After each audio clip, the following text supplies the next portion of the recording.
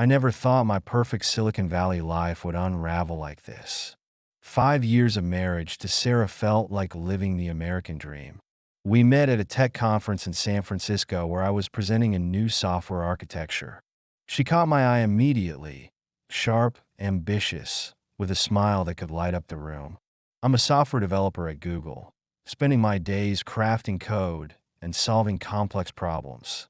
Sarah works as a financial analyst at Quantum Capital, a boutique investment firm downtown. We bought our first home together in Mountain View, a modern three-bedroom with a view of the bay. The walls are covered with photos from our honeymoon in Maui and little notes we leave for each other. Every morning, we'd grab coffee at our favorite local spot before heading to our respective offices. Life was good, simple, perfect, or at least that's what I thought. The first sign something was off came about 6 months ago. Sarah came home one evening practically bouncing with excitement. "Mike, you won't believe what happened today," she exclaimed, pulling out the latest iPhone model. "The company gave this to me as a performance bonus. Isn't it amazing?" I examined the device, noting it wasn't even available in stores yet. "Wow, Quantum must really value you," I said, genuinely happy for her success. She just shrugged, trying to act casual. "It's just part of their new incentive program." I didn't think much of it at the time. Sarah was brilliant at her job. If anyone deserved recognition, it was her. But then the gifts kept coming. A Cartier Love bracelet appeared on her wrist 2 weeks later. "Another work perk," she explained. We closed a huge deal. The following month, it was a Gucci handbag, then a Rolex watch. Each time, the same explanation: work rewards, performance bonuses, incentives. I started noticing other changes too. She was staying later at the office, often not coming home until after 9 p.m.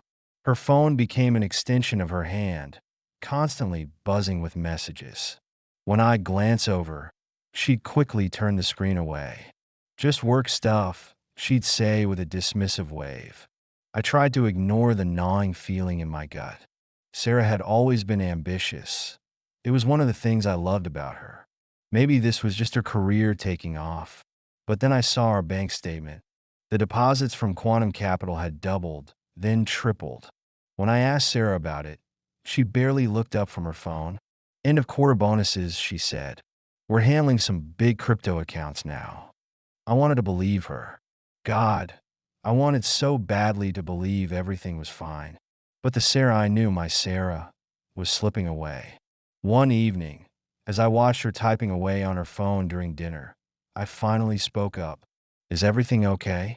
You seem different lately." She looked at me, then really looked at me for the first time in weeks. For a moment, I saw something flicker. In her eyes, fear? Guilt? But it vanished quickly. "Of course everything's okay," she said, reaching for my hand. "I'm just busy with work." I squeezed her hand, trying to find my wife in those familiar brown eyes. But something had changed. The warmth I used to see there had been replaced by something else. Something cold and distant. That night, I couldn't sleep. I lay awake, listening to Sarah's steady breathing beside me. My mind kept replaying every strange moment, every suspicious gift, every late night at the office. The next morning, I did something I never thought I'd do. While Sarah was in the shower, I looked at her phone. Most of the messages were work-related client updates, transaction details, meeting schedules. But then I saw a string of texts from someone saved as V. The messages weren't exactly inappropriate, but something about them felt off. Too personal, too intimate. "You're amazing.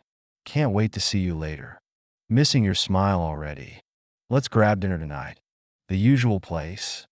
My hands were shaking as I put the phone back. Who was V? What was really going on at Quantum Capital? I spent the next few days watching Sarah more closely. The way she'd smile at certain messages. How she'd disappear into another room to take calls. The growing collection of designer items in our closet. One afternoon, a sleek Tesla Model S appeared in our driveway. "Company car," Sarah explained with a bright smile. "For top performers." I nodded, but inside, my suspicions were reaching a breaking point. That evening, I did a deep dive into Quantum Capital Online. For a firm supposedly handling massive crypto accounts, their digital footprint was surprisingly small. Their website was professional, but vague about their actual services. No major press releases. No significant industry presence. Just a lot of buzzwords about innovative financial solutions and blockchain technology. Something wasn't adding up. I needed help. A colleague at Google recommended a private investigator, Jack Reynolds. He's discreet, my colleague said, and he gets results.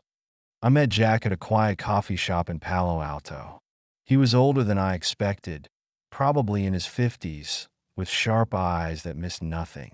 I told him everything: the gifts, the late nights, the mysterious texts. Jack listened carefully, taking notes in a small black notebook. "I'll look into it," he said finally.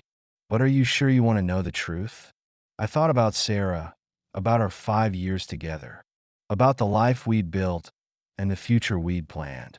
"Yes," I said firmly. "I need to know." The next 2 weeks were torture. Every time Sarah smiled at her phone, I wondered if she was texting V.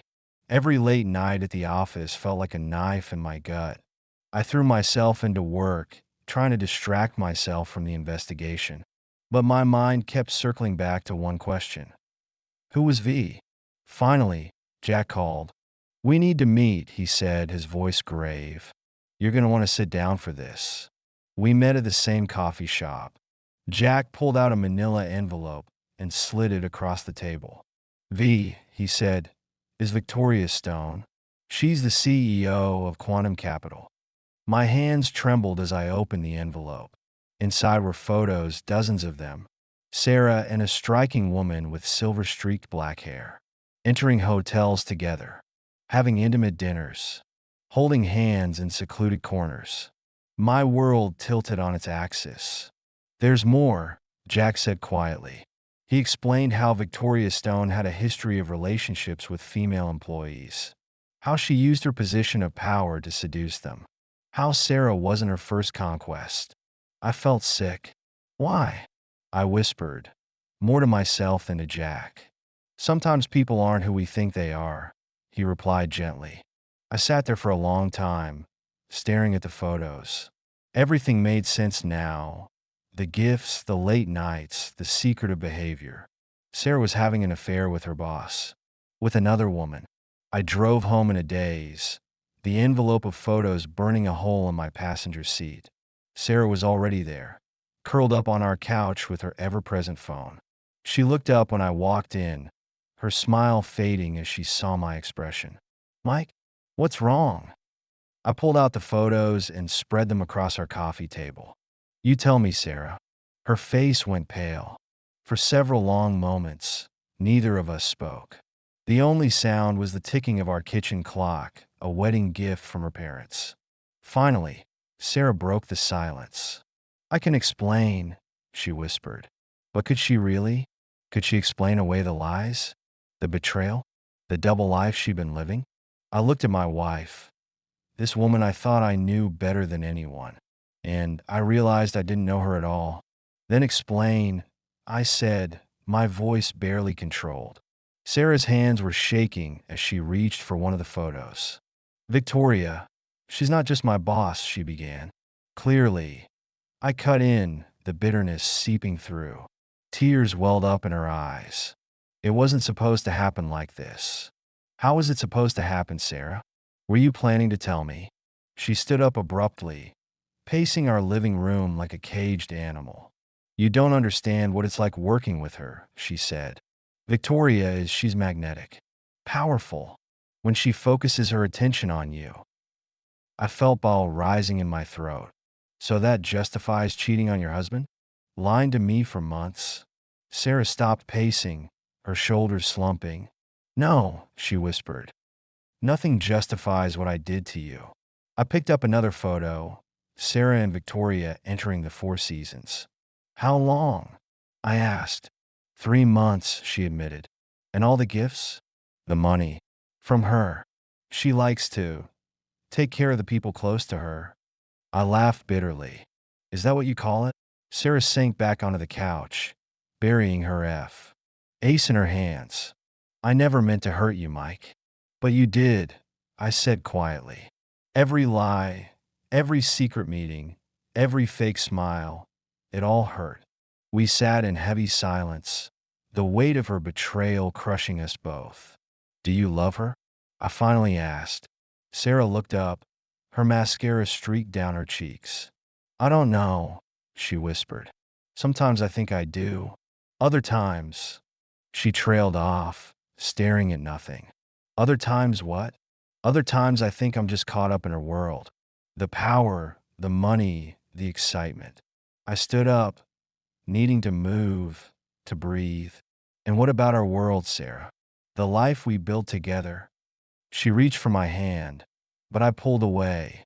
That life is real, she insisted. What we have is real. I corrected. What we had. Fresh tears spilled down her cheeks.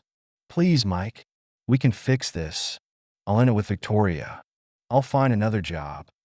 I turned to look at her, really look at her. Behind the designer clothes and expensive jewelry, I could still see traces of the woman I married. But something fundamental had changed. How can I ever trust you again? I asked. She had no answer for that.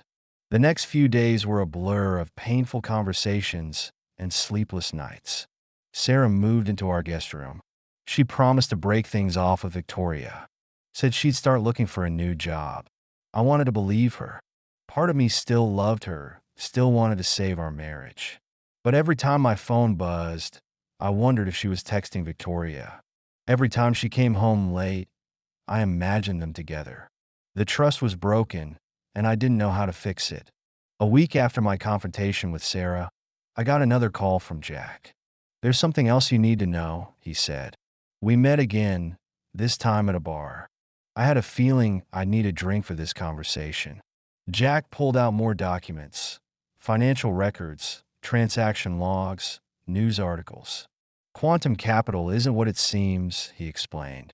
They're under investigation by the SEC for suspicious cryptocurrency transactions. I took a long sip of my whiskey. What kind of transactions? The illegal kind. Money laundering, mainly, through Eastern European crypto exchanges.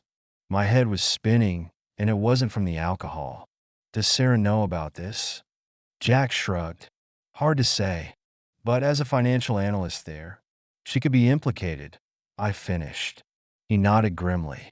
I drove home that night with a new weight on my shoulders. Not only was my wife having an affair with her boss, she might also be involved in financial crimes. Sarah was in the kitchen when I got home, making tea. She looked smaller somehow, more vulnerable. We need to talk, I said. She nodded, following me to the living room. What do you know about Quantum's crypto operations? I asked. She froze, her teacup halfway to her lips. What do you mean? Don't play dumb, Sarah. The SEC investigation. The money law. Undering.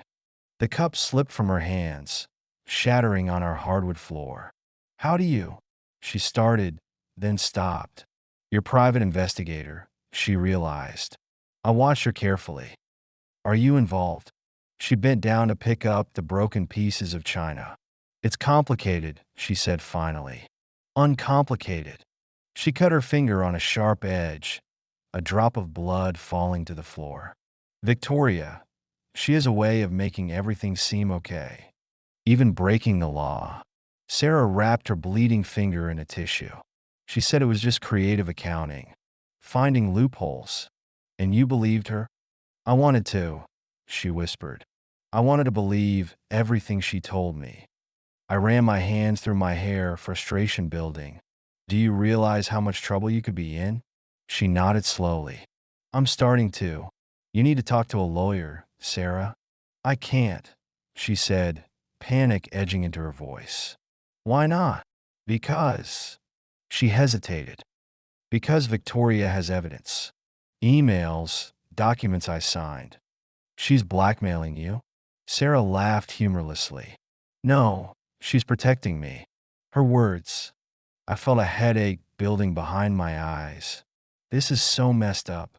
I know, she said quietly. I know it is. We sat in silence, the broken teacup between us like a metaphor for our marriage. I'll help you, I said finally. We'll figure this out. She looked at me, surprise and hope mixing in her eyes. Why would you help me? After everything I've done? I sighed heavily. Because despite everything, I still care what happens to you. She started to reach for my hand, then stopped herself. Thank you, she whispered. But before we could make any plans, Sarah's phone buzzed. Her face went pale as she read the message. What is it? I asked. Victoria, she said, her voice shaking. She wants to see me. Now. Don't go. She stood up, grabbing her keys. I have to. Sarah, please. Let me help you. She paused at the door, looking back at me with tears in her eyes. You can't help me, Mike. No one can. That was the last time I saw my wife. The next morning, she was gone. All her clothes, her jewelry, her personal items vanished. On the kitchen counter was a note. I'm sorry. Forgive me. And just like that, my perfect Silicon Valley life completely fell apart. I spent the next few days in a daze, alternating between calling Sarah's phone and staring at her note. Neither provided any answers. Her phone went straight to voicemail every time. The note just mocked me with its inadequate explanation. A week after she disappeared, I got a text from an unknown number. Turn on the news. I flipped on CNN to see Quantum Capital's logo splashed across the screen. The headline made my blood run cold. Major crypto firm under federal investigation. The reporter's voice filled our empty living room. Federal authorities have raided the offices of Quantum Capital. CEO Victoria Stone is belly. Eve to have fled the country. Allegations of massive cryptocurrency fraud scheme. I sat down hard on the couch, my legs giving out beneath me. The story unfolded like a nightmare. Quantum had allegedly laundered over $500 million through various cryptocurrency exchanges. Victoria Stone had disappeared, presumably with millions in stolen funds. Several executives were already in custody. And Sarah, my Sarah, was among those named in the federal indictment. I called Jack immediately. Did you know this was coming? I demanded. I knew it was bad, he replied. But not this bad. Where's Sarah? Have you heard anything? There was a long pause on the other end. She's in custody, Mike. FBI picked her up this morning. The room started spinning. Where? Downtown San Francisco. Federal building. I grabbed my keys, already heading for the door. Mike, Jack's voice stopped me. There's nothing you can do right now. But he was wrong. I had to do something. I couldn't just sit at home while my wife was in federal custody. The drive to San Francisco was a blur. I parked outside the federal building, not caring about the ticket I'd probably get. Inside, I was met with stern-faced federal agents and bureaucratic red tape. I'm sorry, sir. No visitors allowed. But she's my wife. You'll need to contact her attorney. She doesn't have an attorney yet. Hours passed in a frustrating cycle of pleading and rejection. Finally, a sympathetic agent pulled me aside. Look, she said quietly, your wife is being processed. She'll be appointed a federal defender. When can I see her? Tomorrow, maybe, during visiting hours. I spent that night in my car, parked outside the building. Sleep was impossible. My mind kept replaying every moment with Sarah, every gift from Victoria, every late night at the office. How had I not seen this coming? The next morning, I was the first one in line for visitors. When they finally brought Sarah out, my heart broke. She looked small in her orange jumpsuit. Her makeup-free face was pale and drawn. Her hands shook as she picked up the phone on her side of the glass. Mike, she whispered. You came. Of course I came. Tears spilled down her cheeks. I'm so sorry. For everything. What happened, Sarah? Why did you run? She glanced around nervously before answering. Victoria, she called everyone to the office that night. The night you left? Sarah nodded. She told us the FBI was closing in. And you chose to stay? To face this? I couldn't run, she said softly. Not from this. Not anymore. I pressed my hand against the glass. Why didn't you tell me? We could have faced this together. She placed her hand opposite mine. I was trying to protect you, Mike. Protect me? From what?